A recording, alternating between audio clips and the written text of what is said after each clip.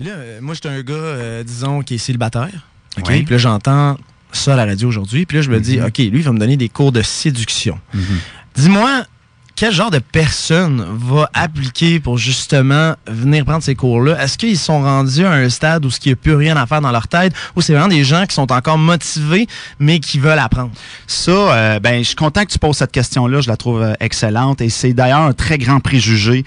Les gens se disent, mon Dieu, ça va être juste des grands rejets de la société qui viennent clairement pas.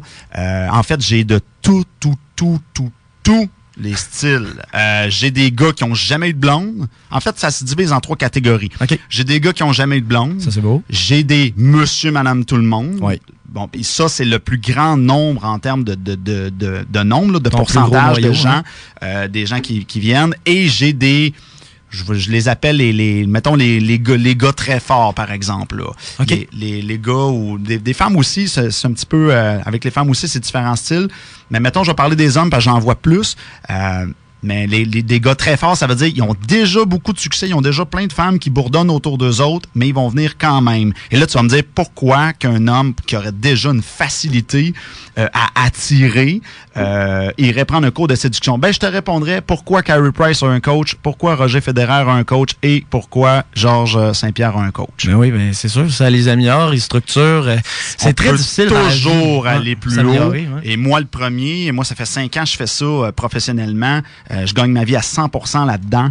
Et écoute, j'apprends tellement de choses. J'apprends encore. On peut toujours aller plus haut. Puis ça, c'est valide pour tous les domaines, là, que ce soit en danse, que ce soit en comptabilité ou en n'importe quoi. Là, on peut toujours aller plus haut. Là. Lorsqu'on s'inscrit à partir d'aujourd'hui, est-ce qu'on peut dire hey, moi, j'aime mieux faire affaire avec une fille ou j'aime mieux faire affaire avec un gars, ou c'est pas encore une option? C'est pas comme ça que ça fonctionne. Okay. Premièrement, c'est sûr que souvent, ça va passer par la séance gratuite. Donc, les gens, ils vont nous contacter. Ils vont avoir une première conversation au téléphone. On va analyser ça. Okay. Donc, on va analyser. On va vraiment y aller avec du personnalisé parce que c'est très possible. Puis, ça m'est déjà arrivé.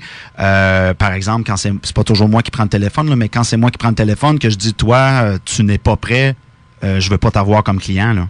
Puis, les gens, là, t'as le menton qui tombe à terre, là, parce que les gens, ils pensent que je suis le client, j'ai le pouvoir. C'est pas comme ça que ça marche avec moi. Là. Ben, on est 2 adultes consentants qui veulent travailler ensemble et je dois sentir que tu es sérieux et motivé. Mais important à noter, est-ce que tu vas confirmer avec cette personne-là, je pense pas que tu es prêt à cause de telle affaire, travaille là-dessus, puis reviens-moi, ou c'est vraiment... C'est très facile à savoir quand quelqu'un est prêt ou pas. Tu sais pourquoi? Pourquoi? Il va te dire, ben là, faut que je fasse de la route pour aller te voir, t'es pas prêt.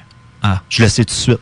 Parce qu'écoute, moi, là, j'ai eu des gars de la Gaspésie, j'ai eu des gars d'Alma, j'ai eu des gars d'Ontario, j'ai eu des gars des 4 coins du Québec, j'ai eu du monde là, qui ont fait 9 heures de route, 10 heures de route. Fait que quand quelqu'un me dit, ben là, faut que je fasse un petit peu de route. Non, toi, oublie ça, là, je veux même plus te voir en personne, là. Oublie ça, là. T'es pas prêt pantoute. C'est là la preuve que c'est pas pour le cash, Mikey? Ouais, non, ben c'est parce que je me disais, on parle de séduction, on parle peut-être de rencontres dans le but peut-être de se former un couple ou quelque chose comme ça, mais est-ce que ça peut être séduction dans le sens aussi des gens qui nous entourent, que ce soit dans, tu sais, quand je veux dire apprendre à séduire pour réussir à avoir un emploi ou des choses comme ça, est-ce que ça peut aller chercher cet aspect-là aussi de la personne quand on manque de confiance? En fait, c'est sûr que le programme a été conçu dans un niveau rapport homme-femme au niveau amour, là, séduction amour. Par contre, j'ai tellement de gens qui sont venus prendre, ils me l'ont dit, là, moi, David, je te le dis tout de suite, je viens le prendre pour affaires. OK. Et puis, il y a énormément de répercussions parce que c'est pas juste la séduction, hein, c'est tout ce qui est communication homme-femme at large. Fait qu'on donne énormément de trucs de communication. Et après ça, c'est un peu comme une bombe atomique. Si tu lances une bombe atomique sur Montréal, il va y avoir des radioactivités à l'extérieur. Donc, ça va se répercuter dans toutes les sphères de leur vie, effectivement.